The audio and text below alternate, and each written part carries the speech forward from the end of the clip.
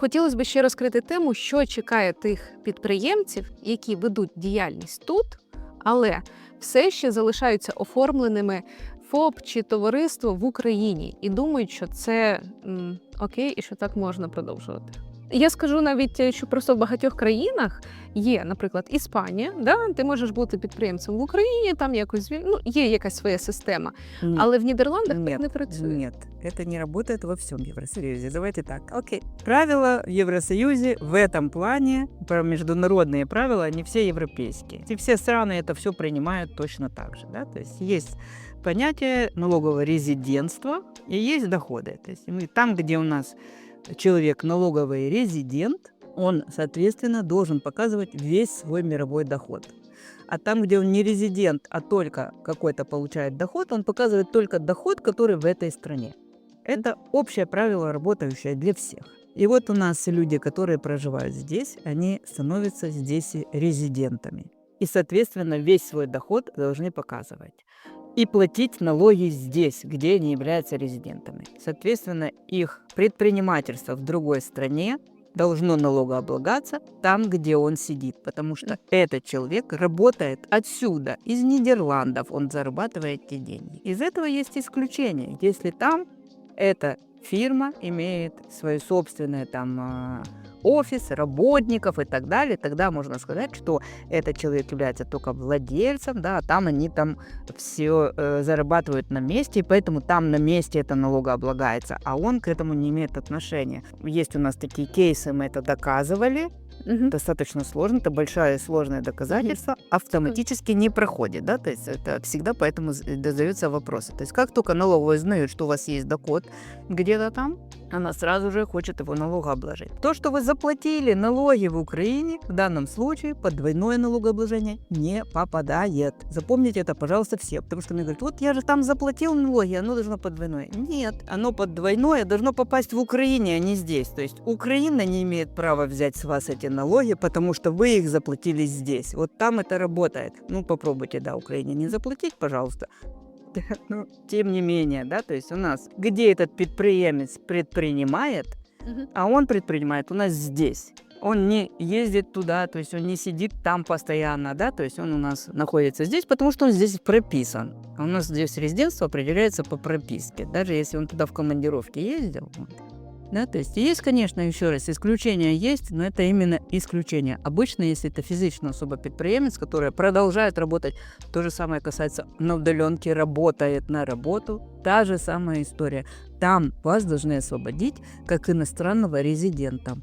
Вы там не должны платить налоги, а здесь вы их платить должны, потому что у вас сейчас резидентство здесь. Естественно, что налоговая украинская не хочет выпускать этот доход, поэтому, если у вас еще предпринимательского в Украине осталось, закрывайте и открывайте здесь, переводите сюда это все. Сейчас вот это ваше освобождение, которое вы сами себе, да, говорят, а я не покажу, да, часто найдут, не найдут, вот, да? Сейчас не найдут, попозже найдут.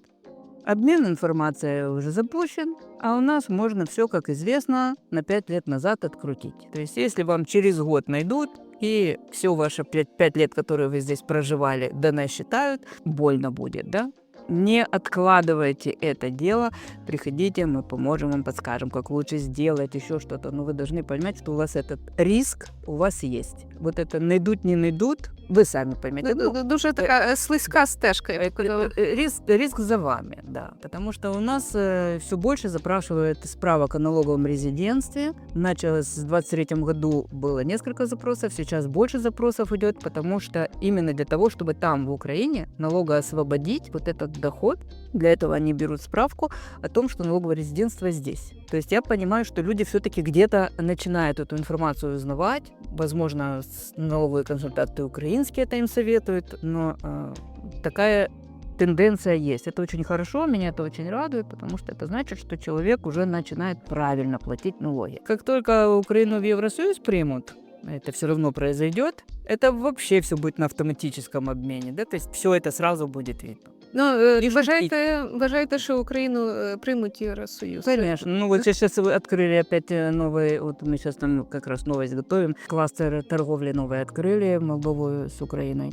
Так что, да, там двигают вовсю. Ну, тобто це, на ваш погляд, ви знаєте багато, скажімо так, закулісної інформації, да, неофіційної. Ну, был план принять в 2030 году. Вот этот я не могу сказать, что он исполнится, да, то есть вполне возможно, что не исполнится, потому что нужно получить согласие всех стран. Для этого нужно было достигнуть определенных вещей, в частности, уменьшение индекса коррупции, там, например, да, то есть, и мы знаем, что не по всему Украина хорошо идет, хотя и видно, что из-за уши ее Европа тянет и показывает, смотрите, и тут хорошо сделали, и тут, поэтому все равно дотянут.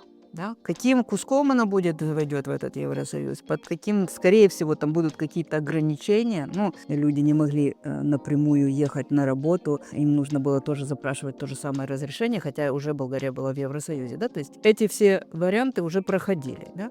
Куском принять страну в Евросоюз, ну вот Кипр, например, да, то есть он тоже куском принятый. Просто надо понимать, что этот процесс очень длинный, и мы видим сейчас обмен базой с правами. Идет сейчас, вот я недавно была в Министерстве соцзахисту, там они про пенсии, то есть пенсионные фонды нужно объединить, да, потому что в Европе ты можешь, уезжая в другую европейскую страну, накопленную пенсию перевести с собой вместе. Да, с Украиной мы не можем этого сейчас сделать. Меня люди спрашивают, я перееду, могу ли я тут накопленную пенсию? Сейчас нельзя. Вот. Но если у нас Украина присоединится, то да, можно будет тоже, да, то есть все, чтобы вот это все связать, это длинные процессы, но они идут, и их видно, что они идут по всем направлениям, то есть, да, то есть если бы не хотели, кто бы это затевал бы, да, то есть это огромная работа, огромные вложения, огромные движения, вот, и видно, сколько людей этим всем занято одновременно, поэтому, да. Клас, дуже дякую. Путь однозначно проложен, з нього Супер. нікуди не сворачують. Дай Бог, все буде добре. Якщо людина не є податковим резидентом Нідерландів, не проживає тут, але розглядає Нідерланди як зону для відкриття бізнесу. Чи можна це зробити? Якщо можна, то яким чином? Если мы говорим о бизнесе, который БВ, который условно ООО, на самом деле ЗАО, учредитель может находиться в любой стране. Главное, чтобы он не был бомжом. Да, то есть у него должна быть прописка где-нибудь. И, пожалуйста, можно открыть. Мы открываем удаленно, то есть даже без вашего участия. Все это можно сделать. Да, здесь нужен будет местный управляющий, просто потому что в банк кому-то надо пойти, и банк не откроет без местного. Но если вы не хотите нидерландский банк, тоже можно обойти. И этот вопрос тоже можно обойти. То есть бизнес открыть здесь, даже не находясь здесь, можно. Вести его тоже можно. Да, это имеет свои какие-то сложности, но это абсолютно реально, и многие это делают. Также здесь очень многие любят делать холдинги. То есть, когда у вас международный бизнес в разных странах находится, а здесь сидит как бы верхушечка, которая собирает. Почему Нидерланды страна холдингов? Потому что у нее наибольшее количество договоров со всеми странами вообще в мире. То есть, чемпион по договорам. Ага, так. Да, поэтому это очень важно. Легко, быстро. Для бизнеса недорого, да, то есть если для предпринимателя там несколько тысяч вложений это большие деньги, для бизнеса это небольшие деньги. И, пожалуйста, открывайте. Следующий ваш вопрос про миграцию. Да, наличие бизнеса в Нидерландах, работающего, может сделать вам бизнес-миграцию. Предпринимательство с бизнес-миграцией плохо связывается, да, то есть.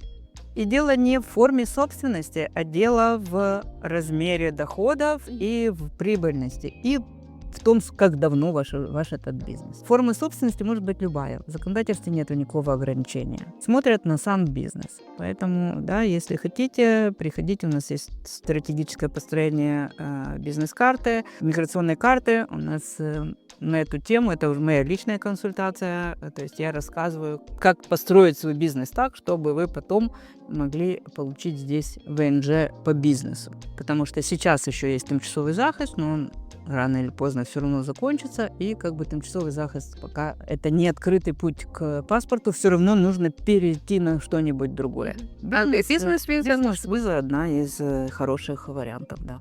Угу. Клас. Вот. Но если вы планируете, если у вас уже есть бизнес сейчас здесь какой-то, и вы планируете переходить на бизнес-визу, вам нужно сейчас об этом подумать для того, чтобы построить бизнес так, чтобы он соответствовал тем условиям. То есть это не автоматическая вещь, просто одного бизнеса наличия недостаточно, нужно много еще пунктов там пройти. Ми розділяємо, що є підприємництво і є бізнес. Да, но разница, давай так, для бизнес-визы форма собственности не имеет значения, просто вы, находясь в другой стране, предпринимательство здесь не откроете. Да? То есть для этого нужно проживать здесь, иметь БСН-номер, то есть иметь налоговый номер местный, то есть быть резидентом Нидерландов, чтобы открыть предпринимательство. Открыть же юрлицо можно, находясь в другой стране, не проживая здесь постоянно. І юрлицо потім може дати Юрлицо может вас привести, да, и предпринимательство тоже может привести, но это для тех, кто уже здесь. То есть для них тоже можно перейти на бизнес-визу, но для этого надо здесь уже быть. Но сейчас я, чтобы не завалили меня этими запросами, сразу скажу, что предприниматели, которые здесь живут сейчас под тимчасовым захистом, не спешите сейчас подавать бизнес-визу, потому что вы, скорее всего, получите отказ. Нужно дождаться обещанных нам послаблений в получении бизнес-визы. Да, то есть у нас есть рабочая виза, бизнес-виза. Это две визы, неправильное слово, ВНЖ по работе, ВНЖ связанное с бизнесом. Эти два ВНЖ, которые ожидают послабления. Как только оно будет, сразу для многих людей эта дорога откроется. Если же мы говорим о бизнесе, именно о юридическом лице, то неважно, где вы тут сейчас находитесь, здесь или там, да, то есть тут вы можете сразу приходить, независимо, есть у вас тимчасовый захист, или вы все еще находитесь в Украине, или же в другой какой-то стране любой сидите, вам мы можем помочь, если это ваш реальный бизнес, да, то есть а не что-то вот там вчера придуманное. Світлана, якщо людина відкрила підприємство, але ще не почала вести по ній діяльність, чи треба подавати звітність, якщо на рахунку нуль? Обязательно. Это очень большая ошибка многих людей, думающих, что не ведя деятельность, можно не подавать отчетность. Отчетность вы подавать обязаны всегда. Более того, даже если вы еще ничего не заработали, но уже у вас есть, например, затраты, их выгодно подать, потому что их можно перезачесть с прибылью будущих периодов на 6 лет вперед. Обязательно это делайте. Світлана, як ви рішилися відкрити бізнес в Нідерландах? Ну, ось, наприклад, я приїхала, у мене був салон в Києві, відповідно і дуже логічно для мене було відкрити салон так само тут. Як ви до цього прийшли? Ну, у меня был в Украине бизнес совсем другой. Я занималась учебной литературой, у меня было издательство. И когда я сюда приезжала, я думала, что я здесь бизнес вести не буду. Да? И я строила свою карьеру именно, что я найду хорошую работу и буду там работать. И действительно, после нескольких проб я нашла хорошую работу, у меня были там временные контракты, и потом мне уже предложили постоянный контракт. И вот когда дали мне 2 недели на обдумывание, я ходила каждые эти 2 недели, каждый день проходила мимо этих домов и думала, вот так я и буду ходить до конца жизни здесь, этой дорогой. Действительно, нужен ли мне этот постоянный контракт? И потом в последний момент мне его все-таки не подписали. Я решила, что это уже знак сверху, и все, пора идти в предпринимательство. Чому бухгалтерія? Чому саме це направлення? Ну, потому что когда я приехала, да, какой здесь учебная литература, то совсем другая программа и язык, и все остальное. Поэтому, да, так как я автор учебников по математике была в Украине, поэтому я, естественно, пошла в математическую сторону. И что ближе всего лежит, бухгалтерия. То есть языка у меня еще тогда голландского вообще не было, я его только изучала на самом начальной стадии, ну и пошла параллельно учиться бухгалтерии, а потом уже, обнаружив, что бухгалтерии знания недостаточно, нужно знание законодательства, пошла на налогового консультанта, это совсем другое, это высшее образование, просто высшее. Вот. И да, таким образом вот как-то так меня завернуло в это направление. Але автор книжок по математиці ви були? Да, автор учебных пособий по математике, ну это давно было. Вау. Так що можна ще знайти ваше ім'я на якомусь підручнику. Да, а пресс у нас было, называлось наше издательство, да. Можете поискать, если я ищу где-то там в старых загашниках найдете. Дуже-дуже дякую за вашу історію. Ми зробили висновки, що обов'язково треба звертатися до професіоналів для того, щоб безпечно розвивати свій бізнес. Дякуємо, Світлана Кошик. А ви залишайте коментарі, залишайте свої запитання. Це дуже важливо для просування каналу.